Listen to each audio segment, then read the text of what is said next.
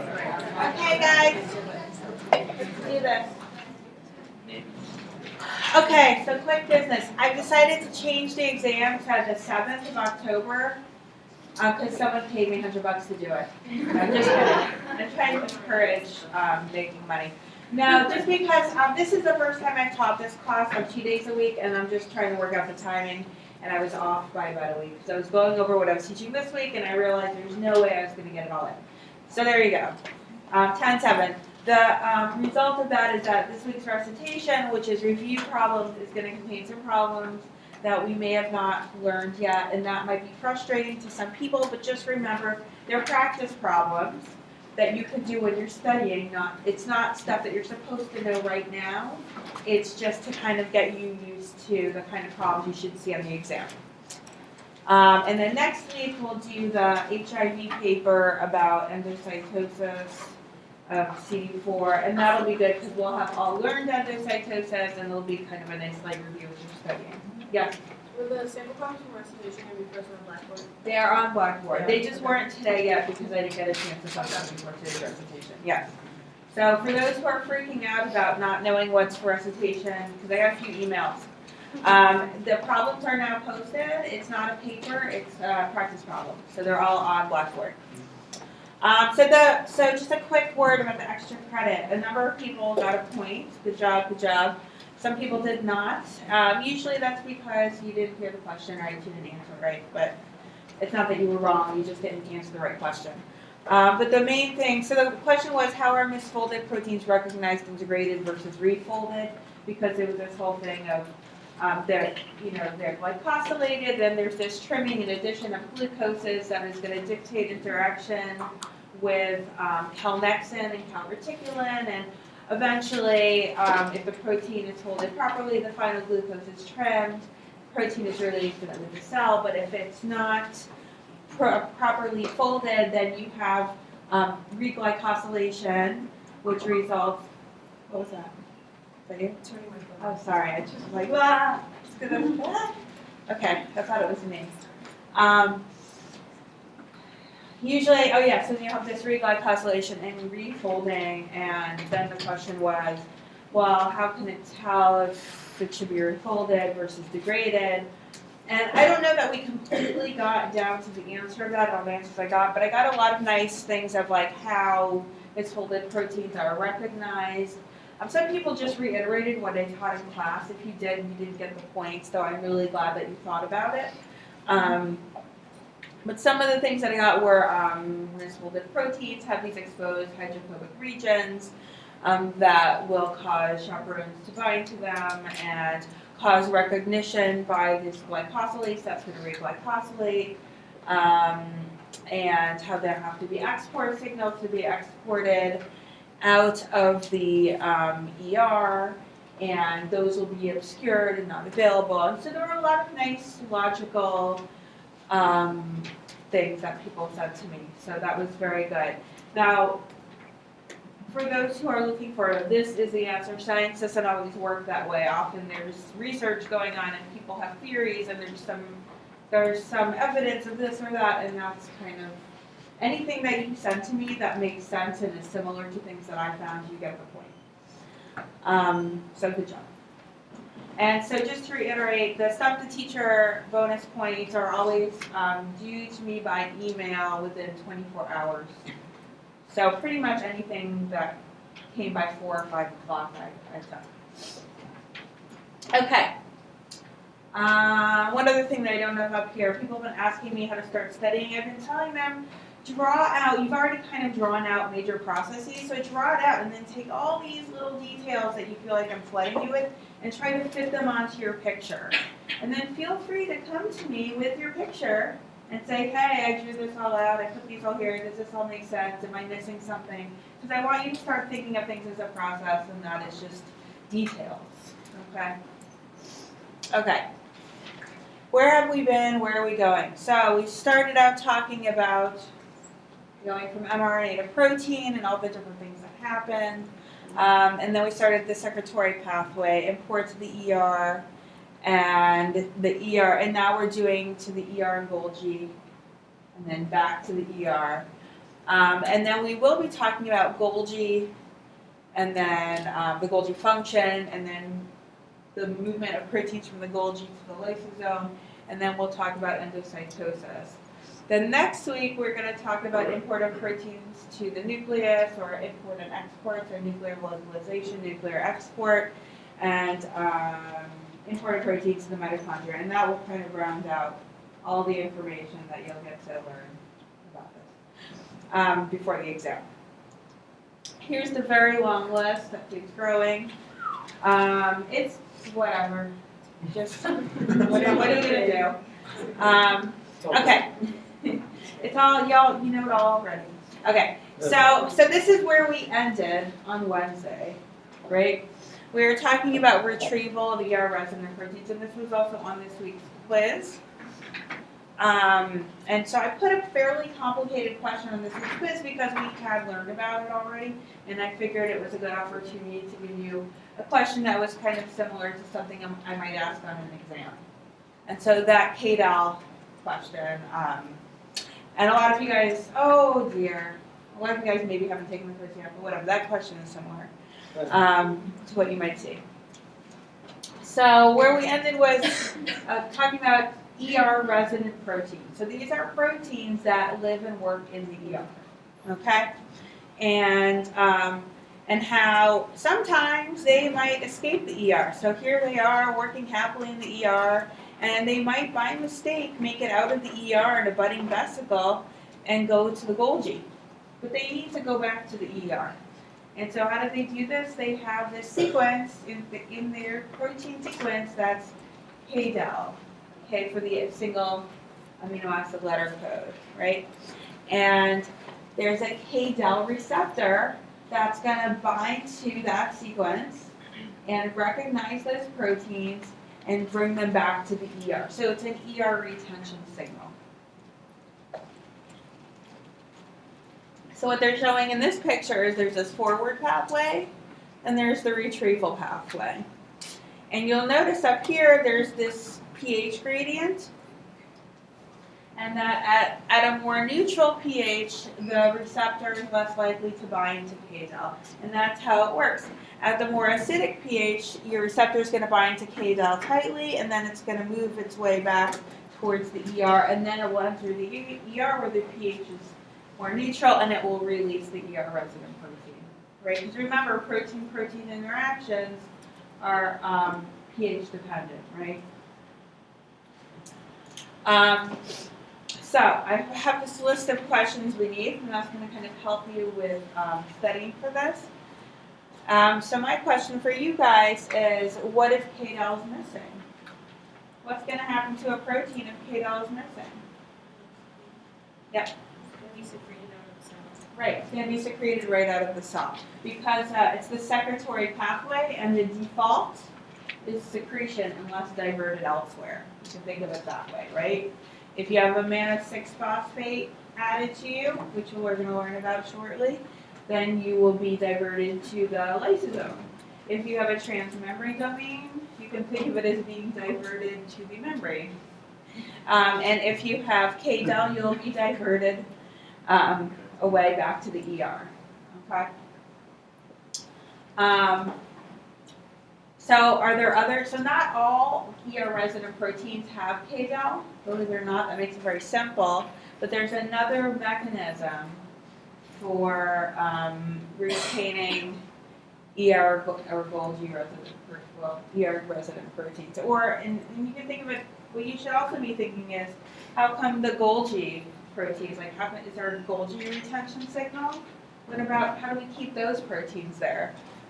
And so there's this concept that they speak about in the book called kin recognition, which basically says that there's so many of these proteins that they kind of are aggregated in these large aggregates that have a hard time being packaged into vesicles, and that in itself keeps them where they should be. That sounds like a cop-out answer, doesn't it? But I was not I read about that, and I was not satisfied with that as a mechanism. But if you say so, it's a Bruce Alberts. If you say so, they're all aggregated and stick together. Okay, so we're gonna start off with a practice problem for you guys to take a minute to talk about. So you're studying a protein that appears to be a member of the HSP70 family of chaperones. Stop and think, HSP70 family of chaperones, what do they do? Okay. You believe it is an ER resident chaperone, okay? You should be thinking K-Del. You look at it using immunofluorescence, using a BIP antibody. What's BIP? A chaperone. And you get the following result. Oops. There it is. And so DAPI, staining DNA, so there's your nucleus. BIP is green, so that's all this. And membrane is stained red. Okay. And you can see BIP is in this kind of region around the nucleus, which might be the ER. Does that look like it could be the ER? Sure? Okay. You see BIP in the ER and Golgi, because they're kind of, let's go back. Yeah, why not? You see BIP in the ER and Golgi, and you decide to look for a retrieval signal. There's your protein sequence. And first, do you see a retrieval signal? Second, how do you prove that it's a retrieval signal scientifically? What do you do and what results do you expect? So why don't you stop, chat with your friend, and think about it, and then we will discuss shortly.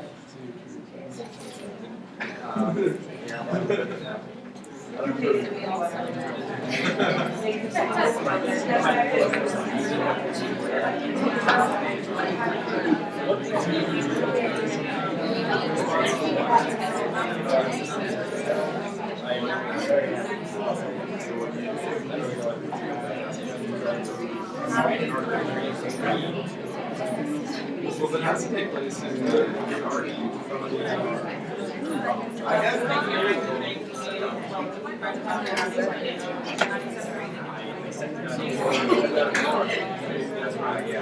so you create proof that it's a retrieval signal to see if it targets the receptor.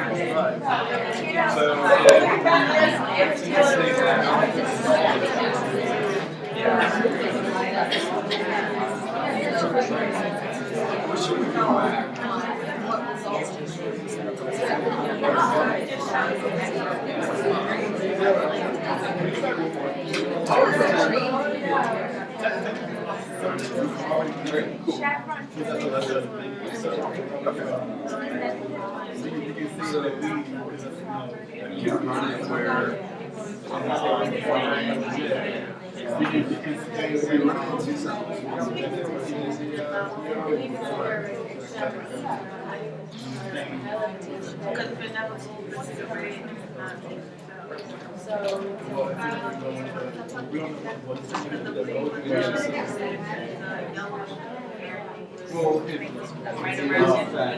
does in fact have a receptor, and you get a different result, so that's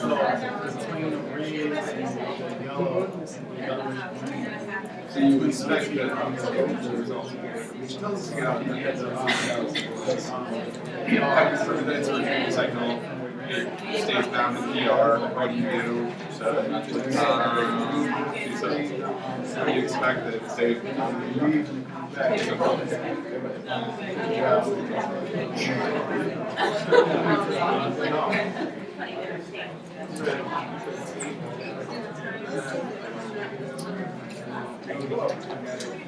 Okay, should we move on? Or does someone want, are you in deep conversation? You're deep conversation. Deep conversation. Okay, so, do you see a retrieval signal? Yeah, so it's a pretty obvious one. How do you prove that this is a retrieval signal? What do you do and what results do you expect? And so I got a lot of questions, and so like when you're designing an experiment, you don't always need to know methods, right? Doesn't matter. You just need to know what questions to ask. So what's the job of a retrieval signal? To retrieve what? Right, so you want to see a protein go back to if something has a retrieval signal, it should go back to the ER. And so if you want to prove it, what would you do and what would you look for? Yeah. So like, could you clean off like the KDEL sequence and then look at it under the microscope again and see if you get the same picture or if it's like spread out throughout the result? Yep, so when I go what cleave off, so cut off the KDEL and see where it goes. If it's a retrieval signal, then would it go to the ER? Probably not anymore, right? You would lose that, right? So usually you have to think backwards. You would cut off what you think something does and see if you lose your effect, right? Did anyone have any other ideas? Yes? Did you tag the KDEL signal? See where it goes? Can you tag the KDEL? Now the question is, are you talking about tagging? Because I think you're going somewhere which is a great idea. I just want to make sure. Are you talking about tagging the KDEL as a part of this protein or taking the KDEL and putting it on something else? Tagging the whole protein. Tagging the, well, so that's basically what this is, right? Oops. There, it's kind of, you've tagged the whole thing with green. And you can see where it goes. But do you know what to do to KDEL? And so I want you to take, so you actually were very close to a really great idea that some people do all the time. What if you take KDEL and you add it onto a protein that shouldn't go to the ER? Will it take it to the ER? Yeah, people do that all the time actually. It's fun. Fun with science. Yeah. So there's two ways, right? One, cut it off, see if it goes where it should go. The other one is take that signal or that retrieval sequence, add it onto something else, and see if it takes it to where you think it should go. But always remember, so I got a lot of people saying, well, what about see if it binds to the receptor? That would be like your secondary experiment, because that's not showing the job of KDEL. The job of KDEL is go to the ER, not to bind to a KDEL receptor, right? Okay, any thoughts, questions, want to add something? Good job, guys. Did everyone follow the thought process? And just stand up here. Okay. Okay, the Golgi. That was fun. Okay. So we've got your cis and your trans. People have asked me a little bit about this.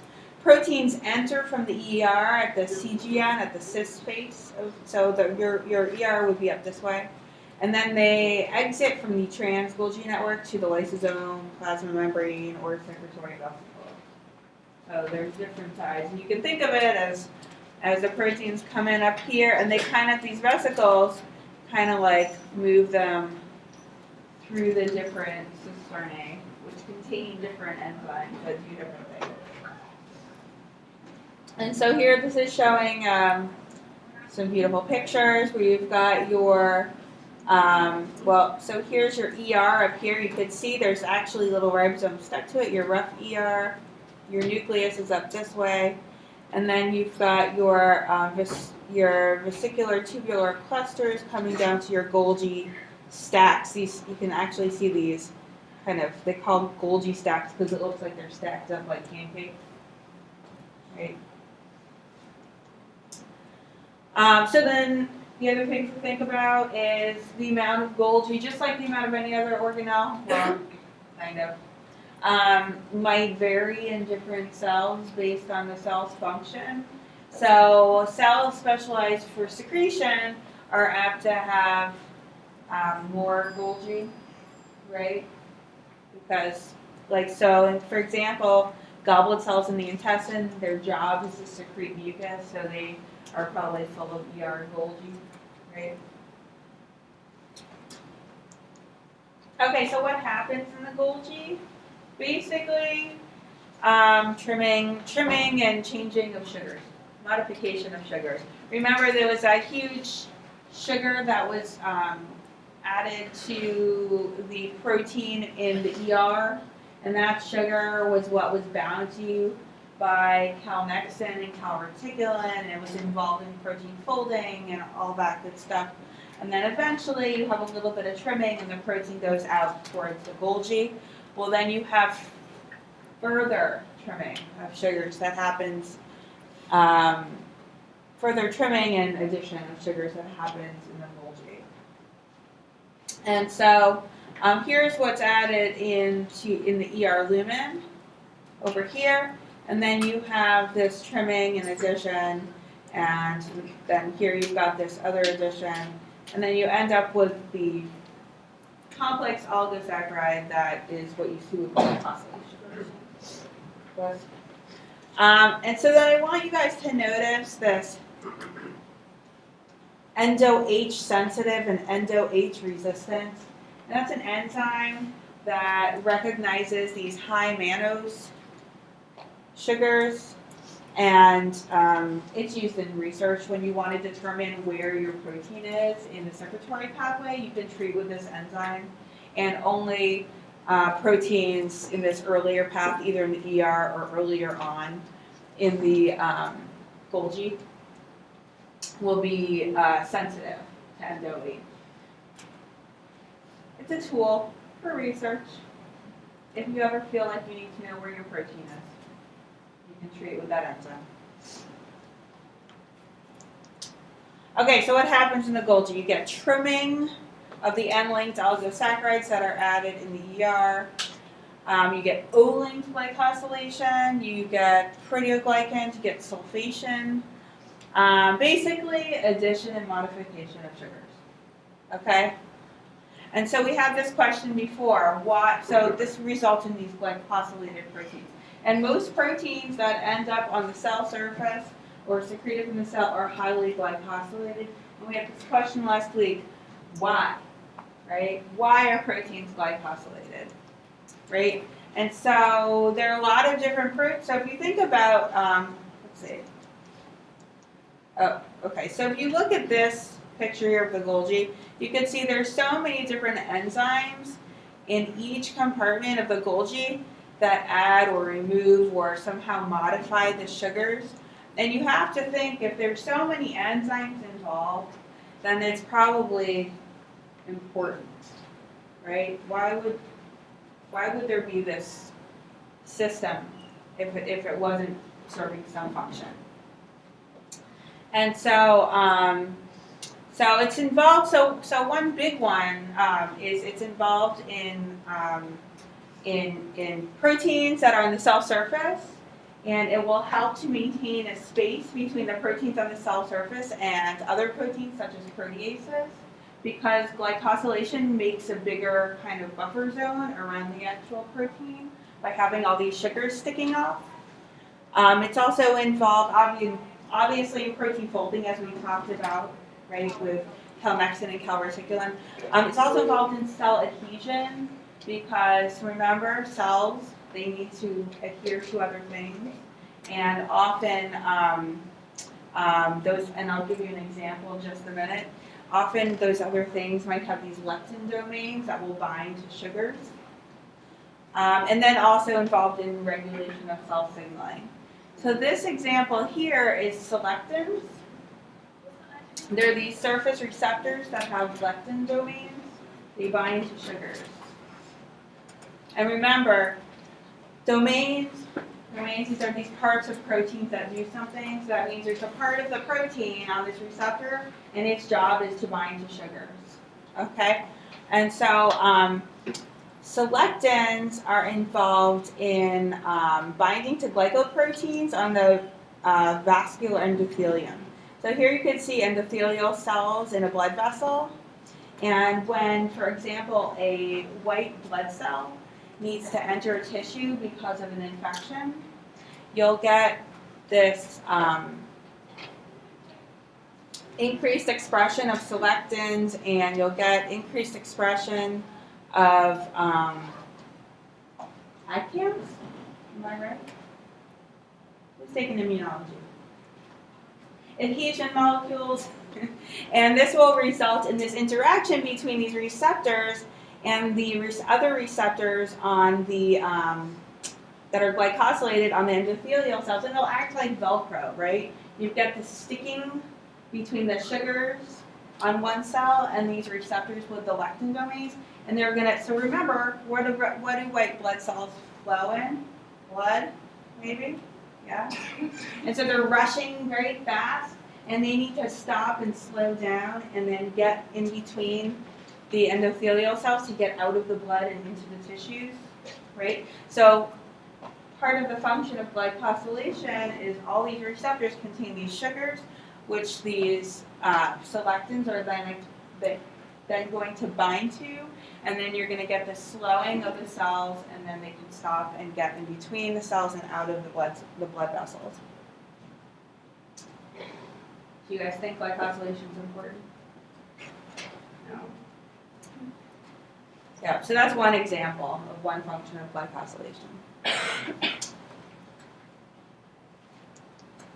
Okay, so I said there's different enzymes in different compartments. So you have this flow from the ER through the Golgi, and they actually go through each different pancake, right?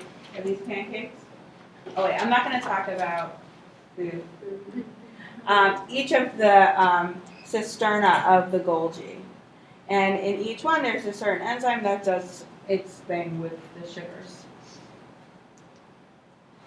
And so how do we know that there are different enzymes that are present in different compartments? So they actually did staining that where they put the substrate for each enzyme in the presence of, I believe, lead. In each of the, they put the substrate in, and then they were able to stain when the enzyme was active. And so the staining showed up in different compartments of the Golgi. Okay, so there are two models. I'm not sure if one has yet been settled on. There are two models for transport through the Golgi. One is just this vesicular transport where you've got the vesicles that kind of like bud off of each cisterna of the Golgi, and they go in, they get modified, they come out, they go in, they get modified, come out, and onwards. And then the other, so that's the vesicular transport model, and then there's this cisternal maturation model, and this is where you actually have almost like the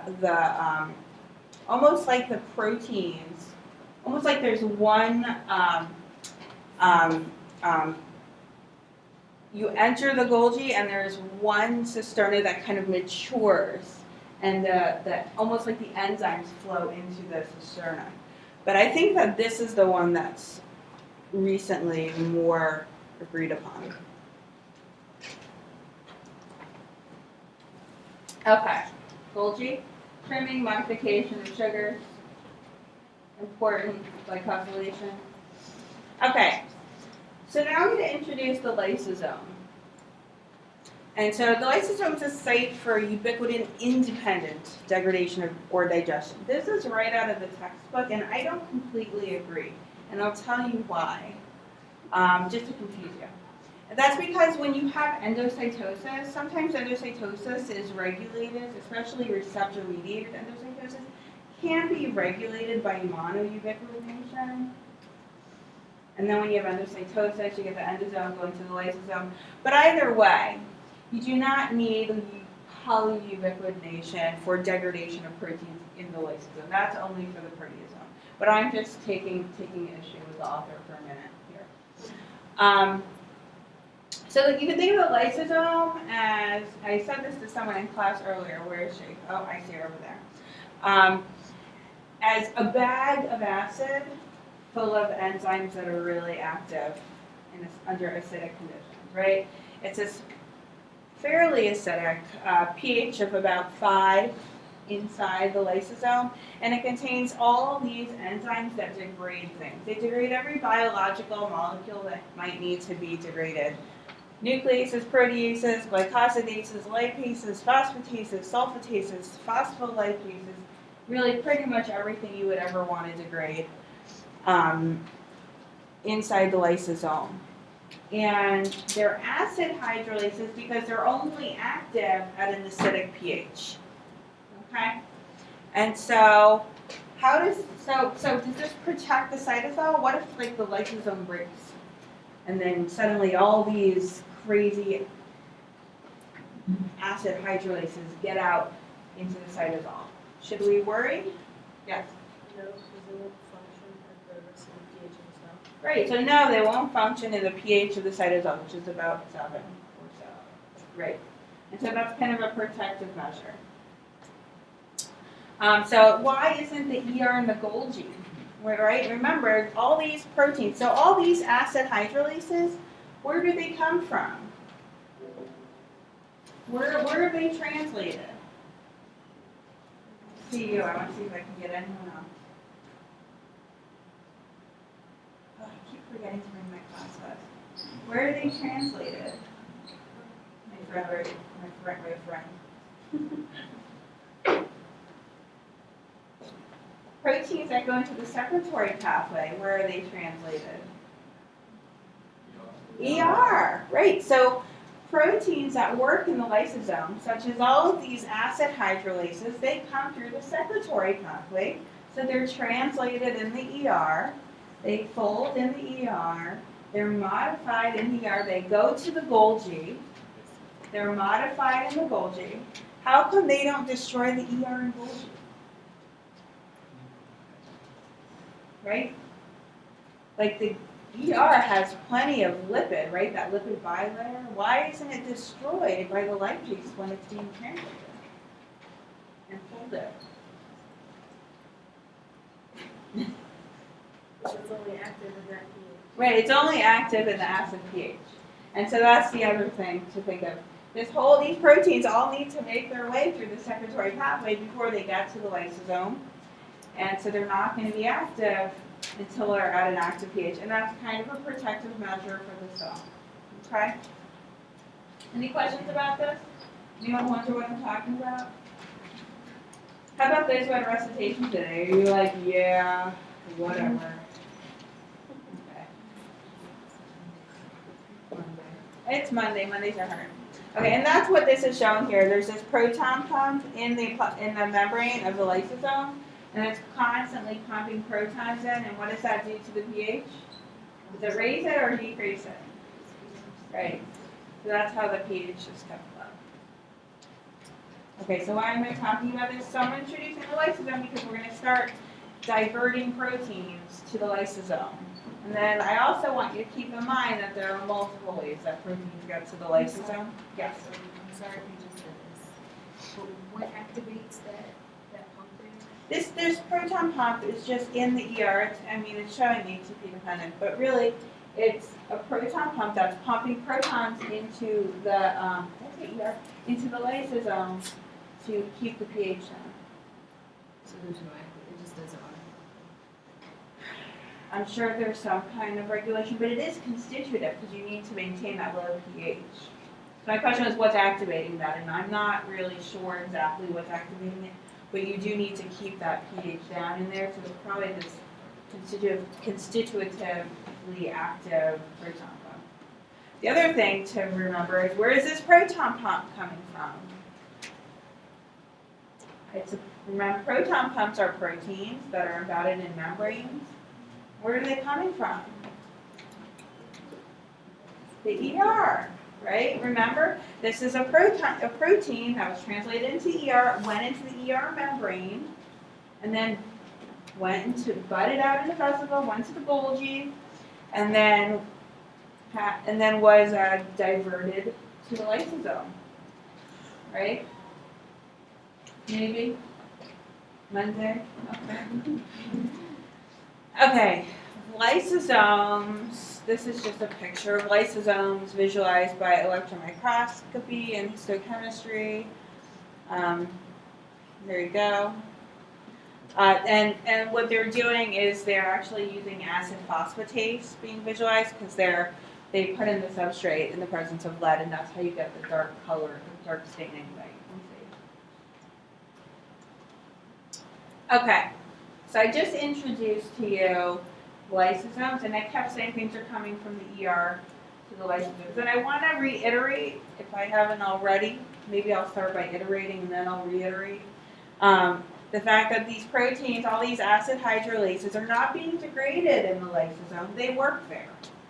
It's their job to go to the lysosome and work there. Okay? They are what makes the lysosome a lysosome. Okay, so now we're going to start talking about the endocytic pathway. And this is how proteins get to the lysosome to be degraded. And so this is where they meet those acid hydrolases and get degraded. Okay? And so here you have endocytosis. You've got these usually clathrin-coated pits, but whatever, some sort of endocytic vesicles forming, and they form the endosome, and then they get these become these multivesicular bodies, and then they become the late endosome, and then the lysosome. And then sometimes you've got this movement between the endosome and the Golgi, and then sometimes you've got this movement, these recycling endosomes that go back up to the membrane, and we'll talk all about that. But a lot of the movement between the Golgi and the late endosome to lysosome, that's getting those acid hydrolases or the proteins that need to work in the lysosome there. But a lot of this movement from outwards, from plasma membrane inwards, that's bringing in things that need to be degraded in the lysosome. Okay? Anyone have questions about this? Yes. The blue lines that we see that are going back to the Golgi, is that part of the recycling mechanism? My guess is those are mannose-6-phosphate receptors going back. Yeah, because you've got this movement of proteins. So the question is, what are these blue lines going from the endosome to the Golgi? Is this recycling? And so the way that proteins get from the ER to the Golgi and then to the lysosome is their mannose-6-phosphate is added to them, and then the mannose-6-phosphate receptor brings them in a vesicle to the endosome, then lysosome, and then that mannose-6-phosphate receptor goes back to the Golgi to pick up more cargo. And we will talk about that. Okay, everyone happy about the endocytic pathway? This is just the beginning. Okay, so let's go back. So I talked about the two different ways that proteins or biomolecules get to the lysosome. So one is from kind of outside the cell to be degraded, or autophagy, which is inside the cell, and then the other is proteins that work there. And so this is just showing the different ways that material can get to the lysosome to be degraded for digestion. And so you've got endocytosis, right? And that just, it could be receptor mediated, or it could just be this pinocytosis. Phagocytosis, that's when a whole bacteria is being engulfed. There are these phagocytic cells, like macrophages, that's their job, is to recognize bacteria or anything that's invading and engulf the whole entire thing, goes to the lysosome, and then they kind of alert the immune system that something bad is in town. So with endocytosis, you get endosome to lysosome, and then phagocytosis, you get phagosome to lysosome, and then autophagy is kind of the digestion of old organelles and stuff like that. And then you get your autophagosome, here it's showing a mitochondria that's being autophagocytized. And then it's in the autophagosome and goes to the lysosome. And it's all just different ways of things getting to the lysosome. Okay? Everyone happy with that picture? Okay. So how do lysosomal proteins get from the Golgi to the lysosome? Who picked up on that this weekend with the quiz? Anyone like, is this ringing a bell for anyone? Yep. Do you want to yell out a number involved? Okay, 6. Yell out a sugar. Mannose. Okay, so you got mannose 6 phosphate. Very good. That's, oh, I like that. We're just going to start shouting out things in the wrong order. People are going to be writing 6 mannose phosphate. Okay. Yeah, mannose 6 phosphate. That's the key. Lysosomal proteins are tagged with mannose 6 phosphate.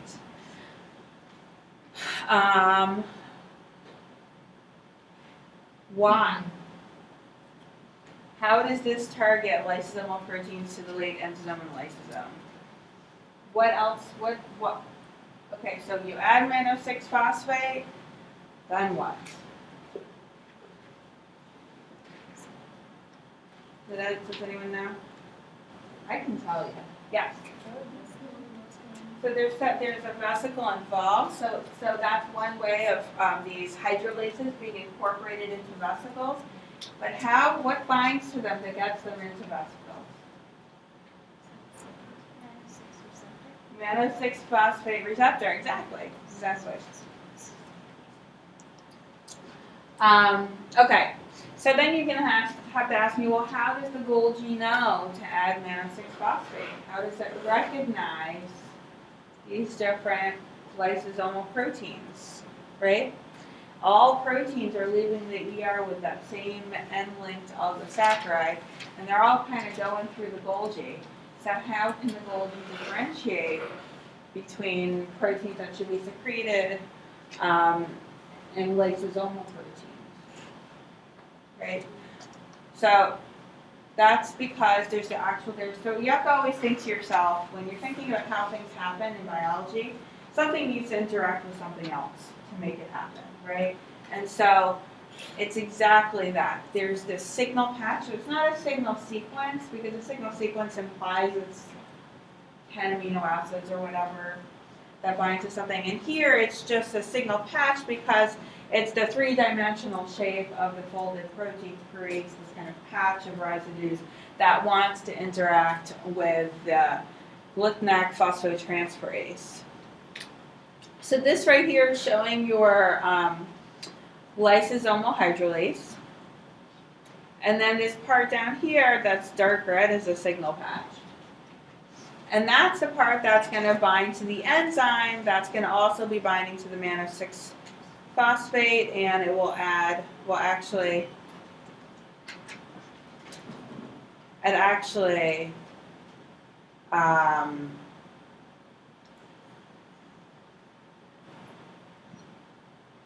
I'm seeing this in a whole new way right now. So it's the enzyme that binds to this precursor sugar, which then is bound to the catalytic site of the enzyme, and then added to the protein, and then mannose 6 phosphate. So there's actually a precursor, but don't worry about that. And so really, it's about recognition by the enzyme that adds the mannose 6 phosphate to the protein. So if you're not a lysosomal protein, you won't have the signal patch, you won't bind to this GLUT-NAC phosphotransferase, and you won't get tagged with mannose 6 phosphate. Okay? You guys want to stop and think for a minute? I'm feeling good.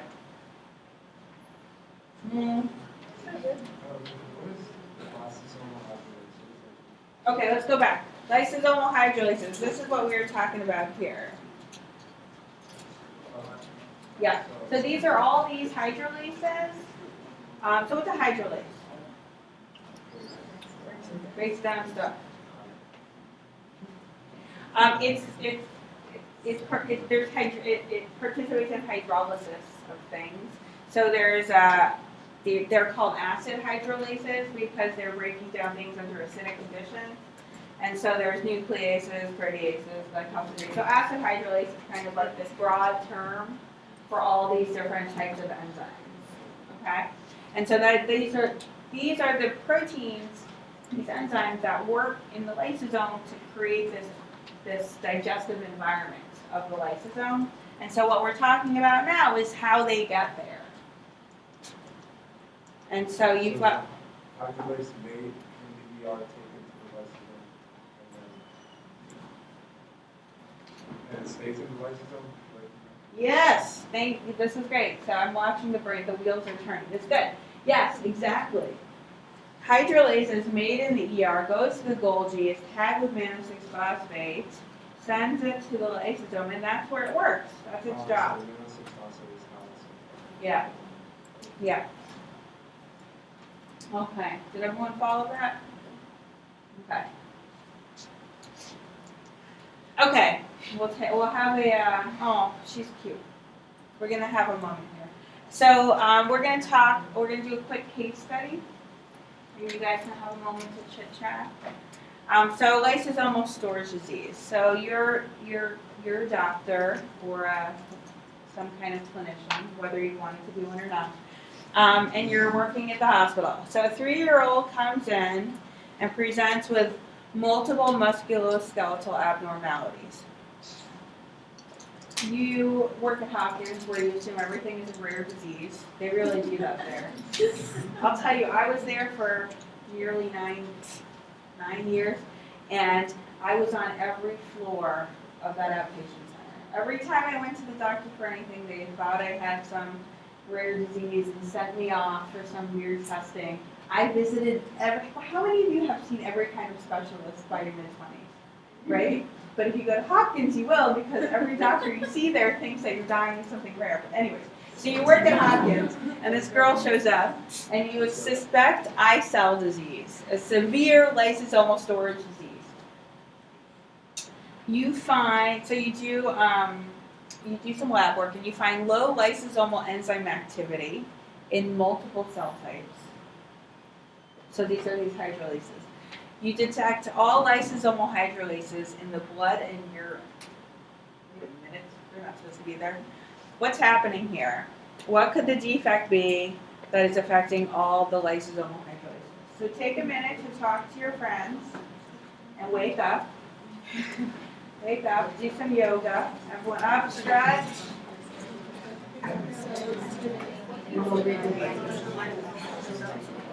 Well,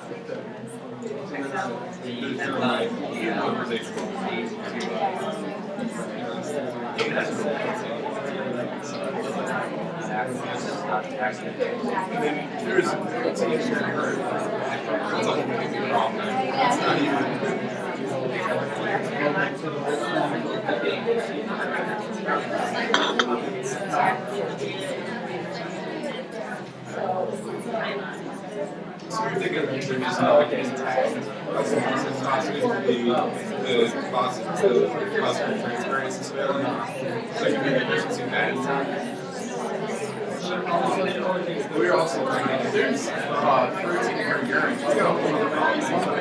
The question is, should we see hydrolases in light of urine? The question is,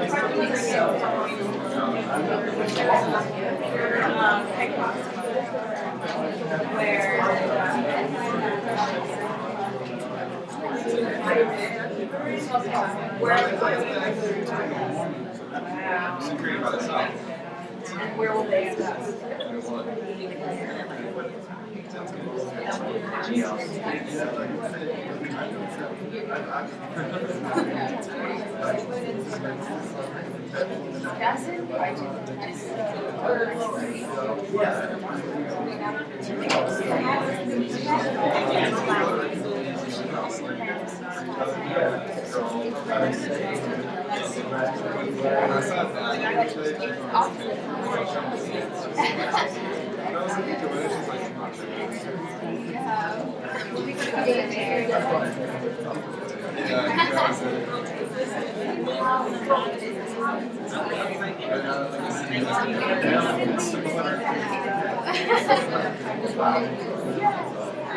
If you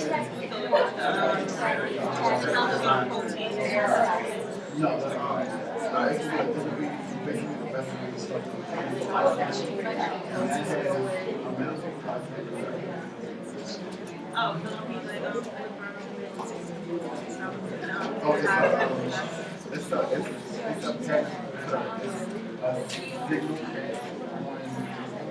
text, it's a signal catch on, it's a signal catch in our regulator that recognize certain sequence.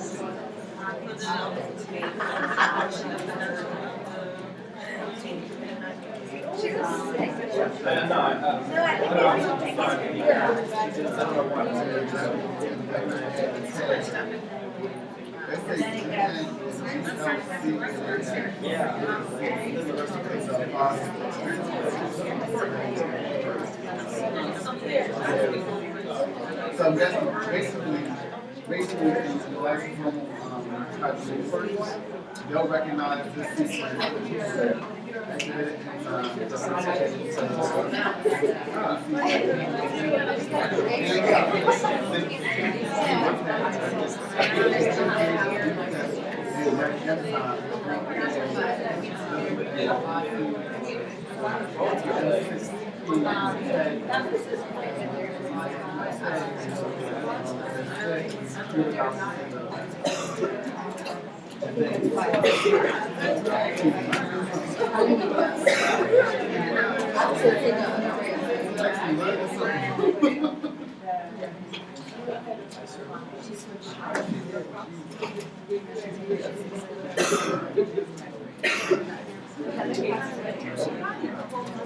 Physics. And like the computer.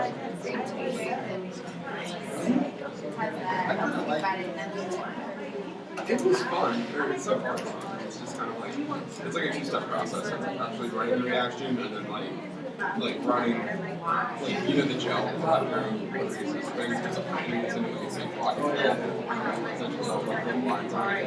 So it's like the first part's running the reaction, second part is right now we're just in the stage where we're doing like next, like October, November is like running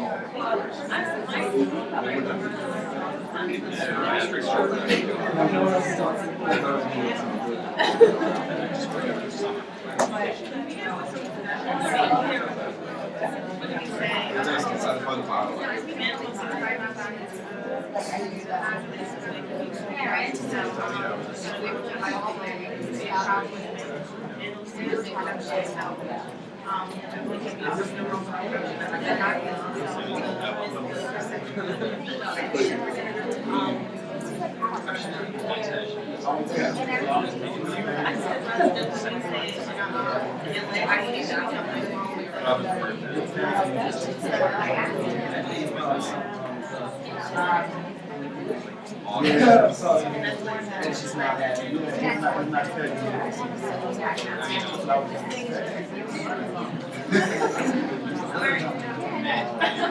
Okay, guys, I'm getting some really great comments from around the room. So, what do you think is going on here? Yes?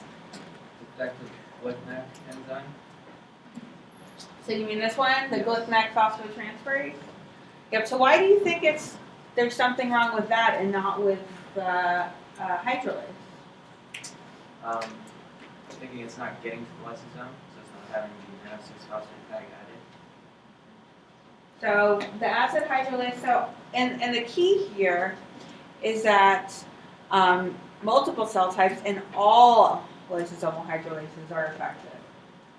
Right, so the defect, so you're right, the defect is in that glyphosate phosphotransferase in its activity, and it's not adding mannose-6-phosphate. But the question is why isn't it just a mutation in the hydrolase that's preventing proper glycosylation and proper addition of mannose-6-phosphate? Why isn't it just one of those?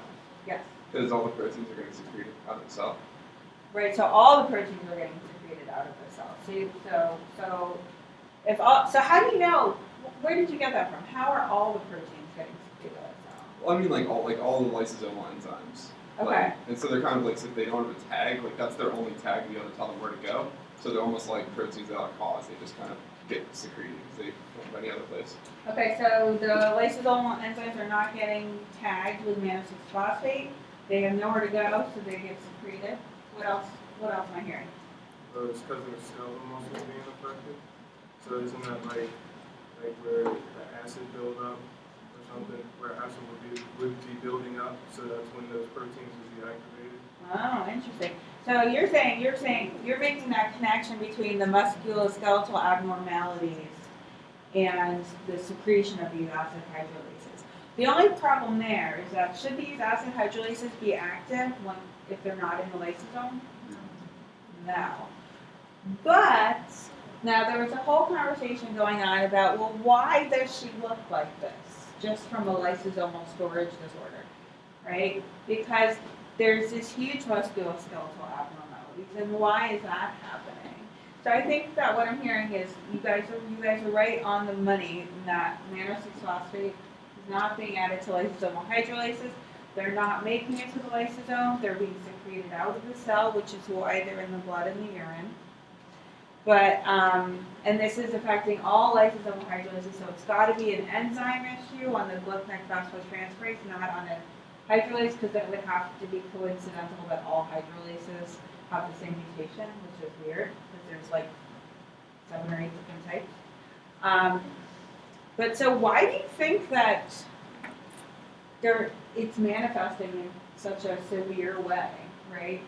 You would think like, okay, so a little bit of inactive protein in the blood and the urine, why is it so bad? What does the lysosome do? Yep. Well, to say they're being secreted, not taking the lysosome, and they're not doing their jobs, the lysosome is affected and manipulated and mutated and unmiscillated proteins and whatever else you can take care of. The garbage isn't being taken out. So the comment was, well, the lysosome is not doing its job because all the acid hydrolases aren't making it there. And so the garbage isn't being taken out. What does the lysosome do? What is it degrading? We've talked a little bit about it, and we'll talk about it a lot more. Right? When we spoke about this, right? All these things are going to the lysosome. So there's old.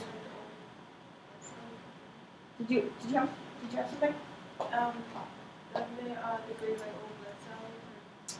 They degrade old organelles.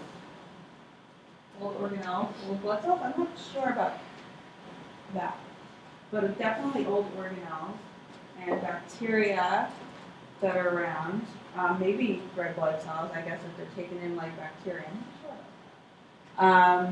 What else though? What's going on here with endocytosis? Right? Things are being endocytosed in a random way, but also in a very targeted, purposeful way. Right?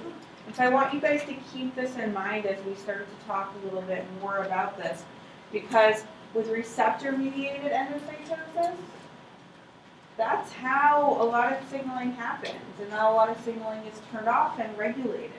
And if your lysosome isn't working, and you can't turn off signaling when it needs to go off by taking all your receptors off your membrane, or if you can't bring in your iron-bound transferrin, if you can't, like all these, if you can't bring your LDL in, that's going to affect your whole body in development, right?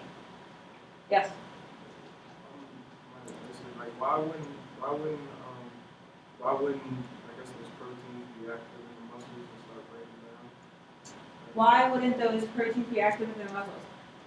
That's because they're acid hydrolases, so they're only active at an acidic pH, and so you need a pH of 5 for them to be active. Like even though, like doesn't the acid, like I guess like.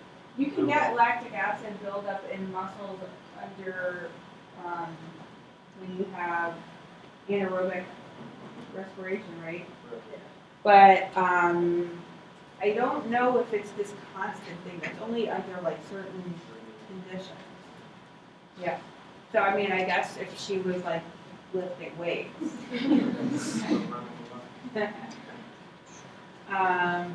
Any other comments? I like that our class is shrinking. Have you guys noticed? I like it. Sorry, guys.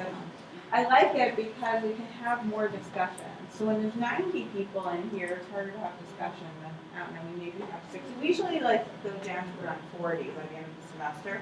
Not that people are dropping, but people just listen to the things at home and they go to work and stuff. Okay, any other comments about this? Yes. So you talk about how it pretty much it goes outside the soil once my name is across the soil. Is it become, are they acidic?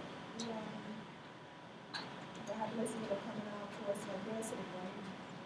The hydrolases, okay, so the question is, are the hydrolases that are coming, that are secreting out acidic? They're not acidic, it's just that they're active under acidic conditions, which is what you find in the lysozyme. Well, since the blood or,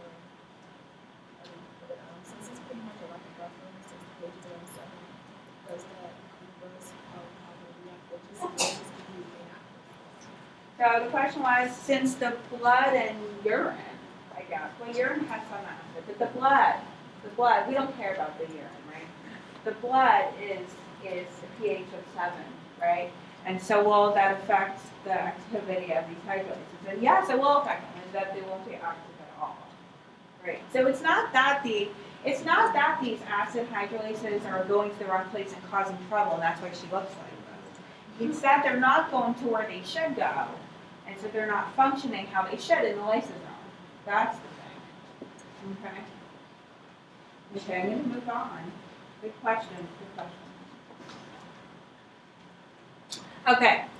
So the mannose-6-phosphate receptor, it shuttles back and forth between the Golgi and late endosomal membranes, bringing these proteins that are tagged with mannose-6-phosphate to the endosome and then lysosome. And so you've got your mannose-6-phosphate, and then you have your mannose-6-phosphate receptor that will bind to the clathrin coat. And so again, with clathrin, a lot of the function of clathrin is binding to receptors and concentrating cargo. And so here's an example where you're going to have your clathrin, your mannose-6-phosphate receptors and your clathrin coat, and then there's this budding membrane, the budding vesicle that's going to come off the Golgi, and it's going to bring the acid hydrolase or whatever mannose-6-phosphate tagged protein to the endosome. And then it will recycle back to pick up more cargo in the Golgi. And it kind of, this should look similar to what we saw with the ER and KDEL and that recycling of ER resident proteins back in a way, except for it's kind of the opposite. Well, kind of, not really. Kind of. Here you've got a pH difference, and that's resulting in, here you've got a higher pH where you have binding and a release at a lower pH also, right? That's the opposite, right? It was more acidic in the Golgi than in the ER, right? Kind of the opposite, but still pH dependent interaction between the mannose-6-phosphate and its receptor. And so it's going to be picked up at the higher pH and dropped off at the lower pH. And then you have that recycling back. Yes? So we know that the hydrolases are activated in acidic conditions, but why isn't the receptor denatured in more acidic conditions? So the question was, the acid hydrolases are active in more acidic conditions. Why isn't the receptor denatured in more acidic conditions? And so that's a good point. And what I want to point out is actually what's happening is it's going from the Golgi to the early endosome, and then it will go to the lysosome from there. And so the pH will get lower as you go to the lysosome. And so in this case, you actually have more of a pH 6 rather than a pH 5.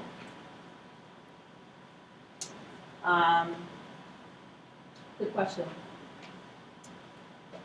Any other questions about this? So you're sensing a theme here. Actually, if I was to give you an essay question, it might be something to the effect of, give a few of examples of how pH affects transport of proteins through the secretory pathway, right? Because we already have 2 examples. Sometimes it's nice when you're studying or you're trying to figure out how to study to try to group things together by like mechanisms or similarities and compare and contrast things because that helps you to think about things. Okay? What else?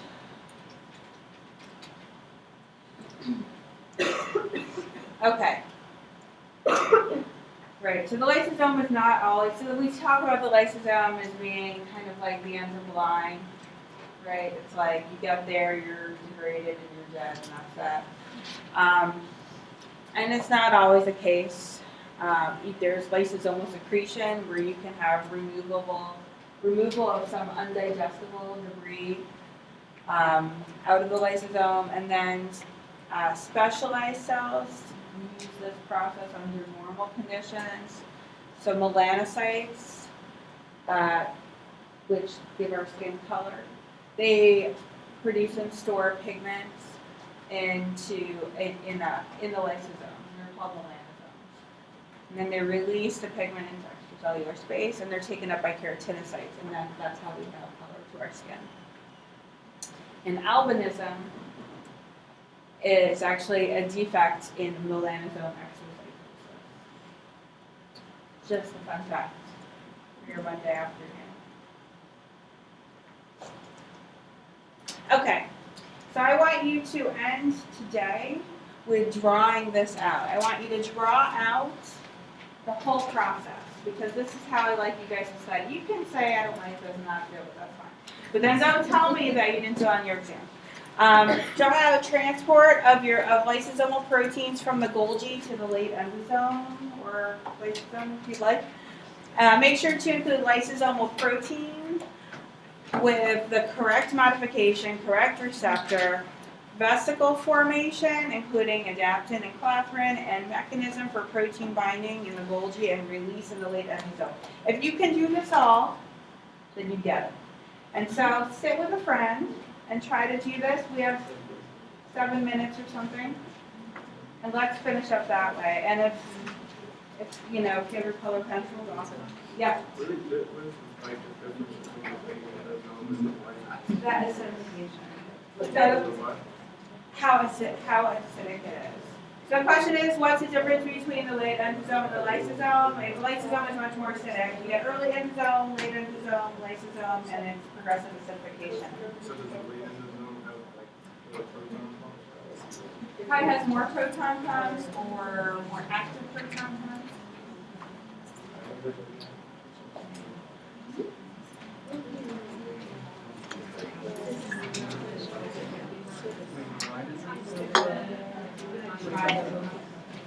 It's a precursor to the